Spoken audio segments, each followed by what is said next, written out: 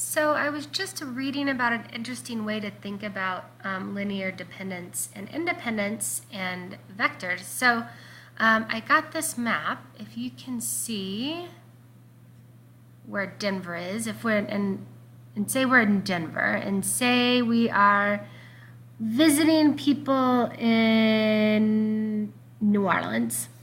Okay? So if we look at it, we're going, and I don't know the latitude of New Orleans. I think it's somewhere around 20. And if we think of it, we have to go some amount, whoops, that's not a great color to use, is it?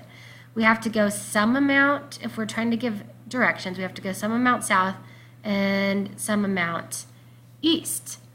So each of these vectors, the southern vector, and the eastern vector,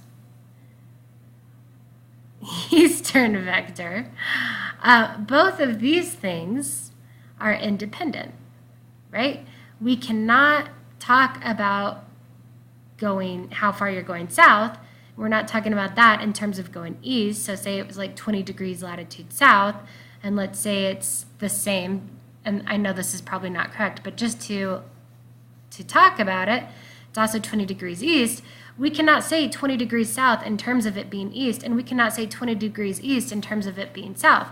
But if you were talking about the southeast vector, right? If you were talking about as the crow flies or as an airplane flies, then it would be dependent, because you were talking about south in terms of east and east in terms of south. So anyway, when I was kind of read about how some people were thinking about it, it made a little bit more sense to me, and I hope it makes a little bit more sense to you.